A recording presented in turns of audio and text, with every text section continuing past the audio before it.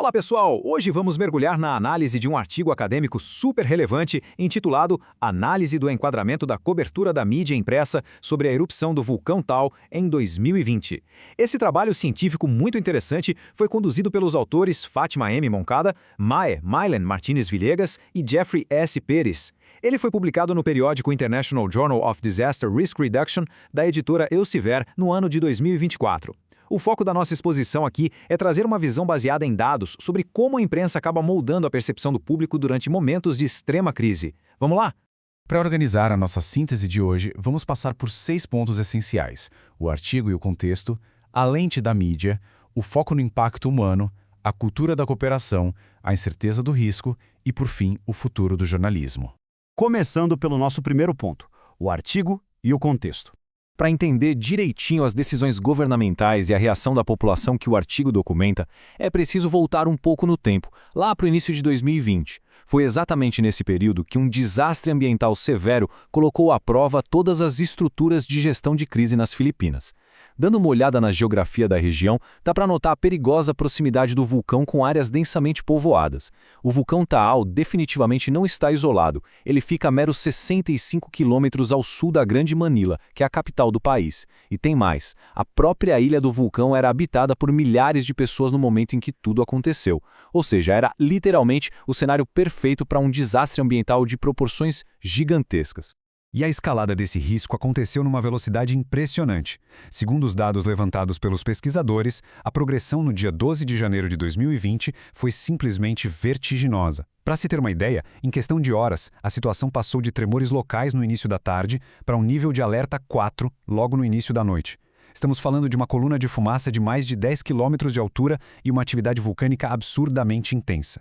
Essa progressão tão rápida transformou um evento geológico que parecia restrito em um desastre ambiental massivo, praticamente da noite para o dia. Avançando para o nosso segundo tópico, a lente da mídia. Com todo esse cenário de caos iminente montado, o estudo vira os holofotes para a forma como a imprensa cobriu essa emergência. Afinal, durante um desastre ambiental dessa magnitude, a mídia acaba virando a principal fonte de informação e orientação para todo o público. Para analisar isso, os pesquisadores usaram um conceito teórico superpoderoso chamado enquadramento da mídia. Em termos simples, conforme descrito no documento, é o processo no qual a seleção, a ênfase e até a exclusão de alguns detalhes por parte dos jornalistas ajudam a moldar o significado de um evento para a sociedade. Não é só sobre o que é dito, mas principalmente como a informação é organizada e muitas vezes o que acaba sendo convenientemente omitido.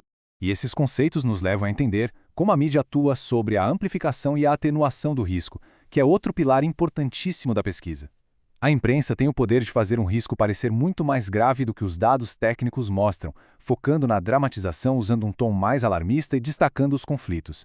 Por outro lado, ela também pode atenuar o risco, tranquilizando as pessoas sobre impactos econômicos menores ou explicando de forma racional por que certas ações restritivas do governo são necessárias. A grande pergunta que o artigo faz é: qual desses caminhos a mídia impressa escolheu seguir durante a erupção do vulcão Taal? Vamos descobrir isso no nosso tópico 3, foco no impacto humano. A resposta para essa pergunta vem direto dos resultados quantitativos do artigo. Os pesquisadores analisaram sistematicamente 384 notícias publicadas em jornais de circulação nacional nas Filipinas. E os dados evidenciam algo super interessante. A lente da mídia estava quase que totalmente focada no drama humano. A imensa maioria da cobertura serviu para identificar o evento como um problema, e 71% desse enquadramento focou especificamente no interesse humano. É curioso notar que, mesmo sendo um desastre ambiental gigantesco, o espaço na mídia para questões puramente ambientais foi bem pequeno, somando apenas 13%. O foco econômico também ficou muito abaixo, com 17%. As matérias jornalísticas analisadas destacaram fortemente as dificuldades físicas e emocionais das evacuações ordenadas pela Agência Nacional de Monitoramento. As narrativas traziam muitos relatos de visibilidade zero nas estradas, cinzas cobrindo cidades inteiras e, de forma bem dolorosa, a separação de famílias durante toda aquela realocação. Houve também um enquadramento muito forte focado em conflitos, principalmente quando líderes locais começaram a questionar a necessidade de manter os bloqueios. Essas escolhas editoriais, que têm um apelo emocional altíssimo, acabam funcionando como fortes amplificadores do risco que a população percebe. Isso nos leva ao tópico 4, a cultura da cooperação. A maneira como uma sociedade interpreta e reage a uma crise não passa apenas pelo medo, mas também pelos seus valores fundamentais. É aqui que o artigo traz uma visão incrível sobre um aspecto cultural único, muito presente na cobertura filipina, que se apoia em dois conceitos centrais, Kapwa e Bayanihan. O estudo explica que Kapwa é basicamente a valorização de uma identidade compartilhada com o próximo. Quando um desastre ocorre, esse senso de identidade coletiva ativa o Bayanihan, que é, em essência, a cooperação voluntária, a empatia e a ajuda mútua auto-organizada da comunidade.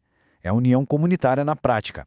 Durante os piores momentos da crise, a mídia usou bastante essa lente da moralidade para enquadrar atitudes. As ações de doação e auxílio voluntário saíam nos jornais como exemplos fantásticos de união e adesão aos valores locais. Em compensação, quem tentou tirar vantagem da situação se deu mal nas manchetes.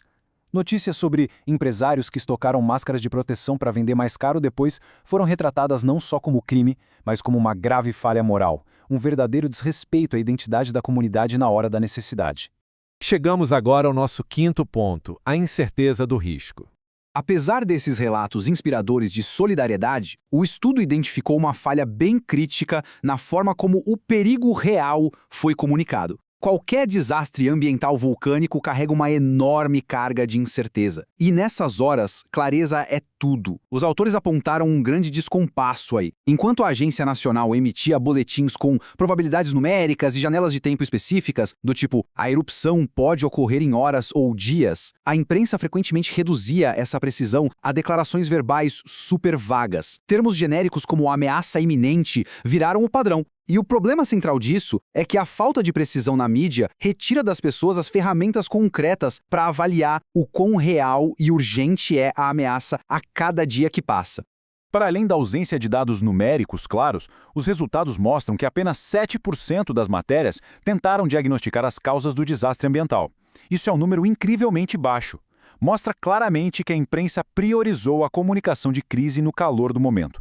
Ou seja, relataram de forma exaustiva o que estava acontecendo naquele exato segundo, o susto, o drama das fugas, os resgates, mas deixaram totalmente de lado uma comunicação de risco verdadeira, que seria explicar a dinâmica do vulcão e educar a população sobre como se preparar cientificamente para os próximos eventos.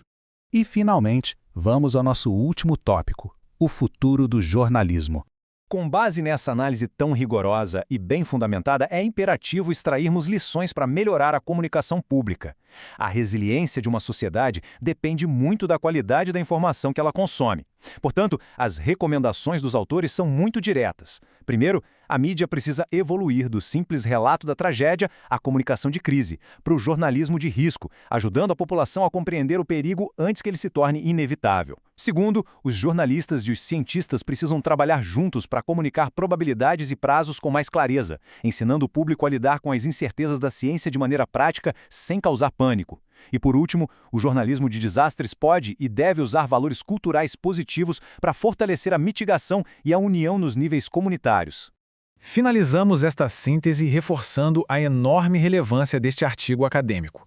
Ele serve como um pilar essencial para repensarmos as políticas públicas e as práticas de imprensa em situações de emergência no mundo todo. O modo como os perigos são comunicados tem um peso imensurável, podendo literalmente proteger ou expor pessoas ao risco durante um desastre ambiental. Cabe informar que todo o conteúdo apresentado nessa exposição é uma síntese automatizada produzida com apoio de inteligência artificial a partir da fonte científica citada. Se essa análise trouxe reflexões valiosas, o convite fica aberto. Por favor, siga o canal, curta o conteúdo e compartilhe com outras pessoas como forma de ajudar a difundir informações baseadas em evidências. Pensando em tudo que vimos, como uma sociedade deve se estruturar desde já para garantir que as manchetes de amanhã tragam clareza absoluta e salvem vidas em vez de gerar mais confusão. Fica essa reflexão. Um grande abraço e até a próxima análise.